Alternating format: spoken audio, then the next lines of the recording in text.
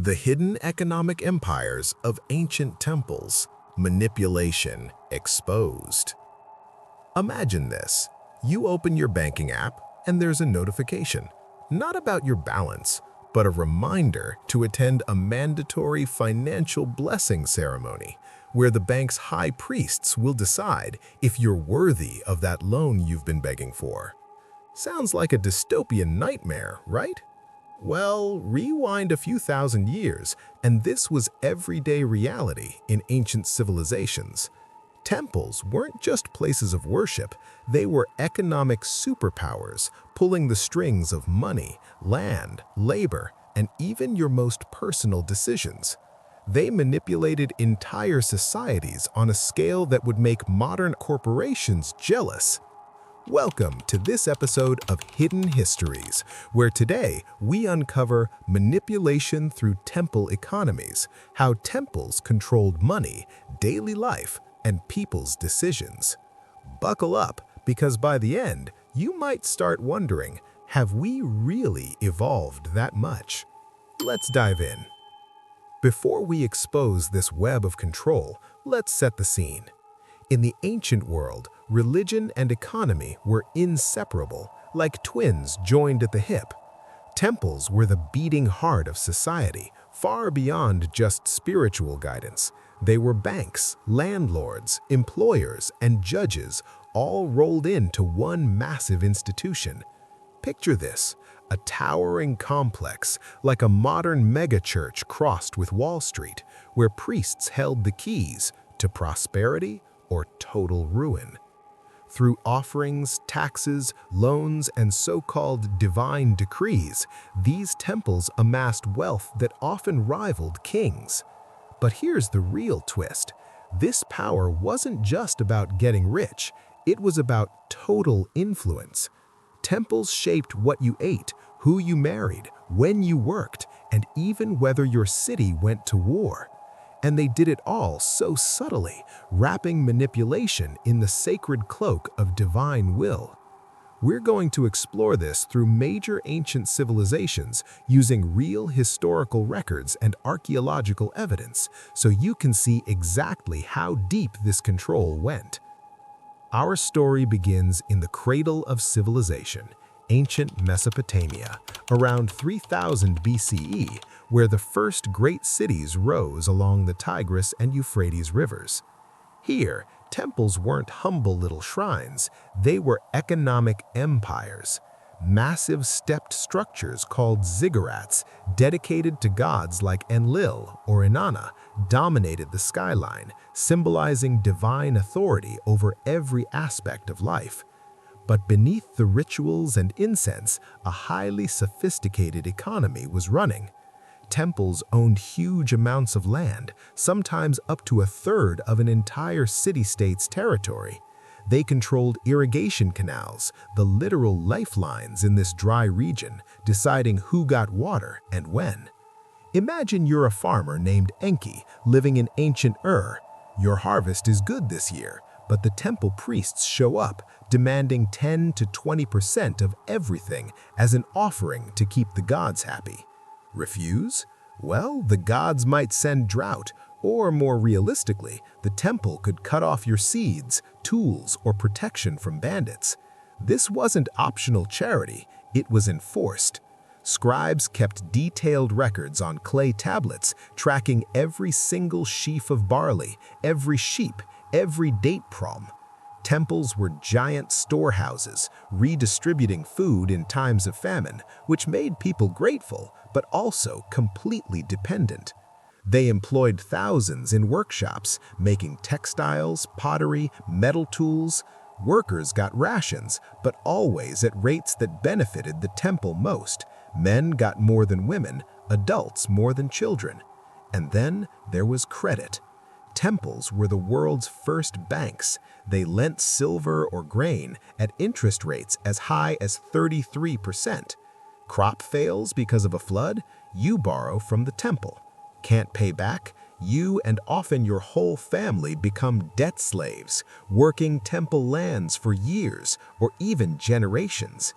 Priests justified it all as the will of the gods. After all, Who dares argue with divinity? Even kings had to play nice. The temple's wealth and influence often matched or exceeded the palace.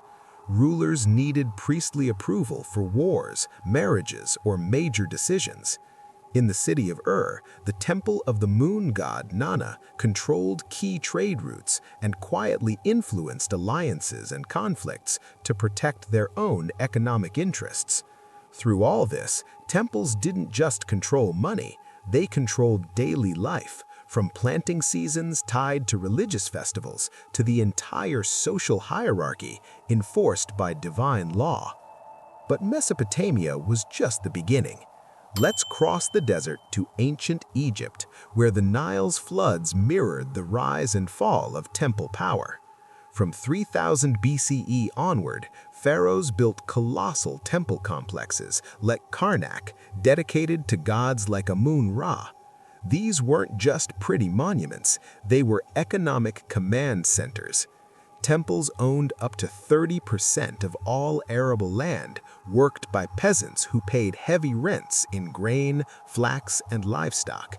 Ancient documents like Papyrus Harris I from the New Kingdom list how temples controlled granaries, orchards, ships, and massive herds. Everything belonged to the gods, and the priests managed it on their behalf. Daily life revolved around the temple calendar. Labor gangs for building pyramids or digging canals were organized by priests. Your job as a farmer, scribe, or artisan, often assigned based on temple needs. Wages paid in bread, beer, and cloth straight from temple stores.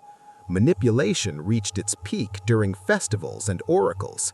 At Thebes, during the Grand Opet Festival, the statue of Amun was paraded, and its movements, interpreted by priests, decided royal successions or major state policies. Conveniently, always in ways that protected temple wealth.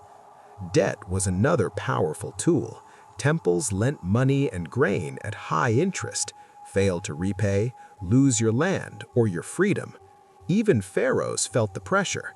Ramses III donated enormous wealth to temples to secure divine favor, but it drained the royal treasury, shifting real power towards the priests, who could stir unrest if they felt shortchanged. In Egypt, economic choices were framed as religious duties: pay your dues, perform your labor, or face divine punishment in this life and the next. Pause. Transition. Now, let's fast forward to ancient Greece, where temple control was subtler but no less effective. Greek temples were tied to individual city-states, but none matched the influence of the oracle at Delphi, dedicated to Apollo from the 8th century BCE. Pilgrims came from across the Mediterranean, bringing gold, silver, ivory, and priceless treasures just to ask the gods a question. Delphi's treasury became stuffed with wealth, enough to fund theaters, athletic games, and even finance wars. But the real power, the Pythia, the oracle priestess, delivered cryptic prophecies that shaped the decisions of kings, generals, and ordinary citizens. King Croesus of Lydia asked, "Should I attack Persia?" The oracle replied, "A great empire will fall." He attacked, and his own empire crumbled. Delphi kept his massive offerings anyway. Priests had spies and informants everywhere, so prophecies often aligned perfectly with political realities or with whoever paid the biggest consultation fee. Daily life felt this influence too. Farmers timed planting and harvest around temple festivals. Merchants sought blessings before voyages. Families consulted the oracle before marriages or moving cities. Say no to temple demands, you risked social exile or being labeled cursed by the gods. In Athens, the Parthenon temple stored the city's treasury, and priestly councils influenced public spending and policy. Every major decision, from war to personal life, became a matter of seeking godly approval. Rome took this to imperial scale. From the Republic era, temples like Jupiter's on the Capitoline Hill were symbols of state power. Priests oversaw public treasuries, managed loans, and sometimes even minted coins. Temples owned vast properties across the empire and collected endless votive offerings. Emperors like Augustus used temples to distribute free grain, building loyalty among the poor. Manipulation showed in small but powerful ways. Augurs read bird flights to approve or block laws in the Senate. Vestal virgins guarded sacred wills and documents, giving them leverage over elite families. In the provinces, local temples collected offerings that were basically taxes, controlling regional economies. Ordinary Romans consulted priests before starting businesses, and unfavorable omens could kill a deal overnight. The system kept society in line. The poor depended on temple charity. The rich donated for status and political favors. Finally, let's travel to ancient India, where massive temples were economic engines from the Vedic period onward. Under dynasties like the Cholas, temples like Brihadaswarar in Tamil Nadu owned thousands of villages, controlled irrigation systems, ran markets, and acted as banks. Kings granted land to temples for eternal merit, and priests employed huge staffs. Farmers, artisans, musicians, dancers, even accountants. Priests used astrology and rituals to declare auspicious times for weddings, battles, or trade journeys, effectively controlling personal and political choices.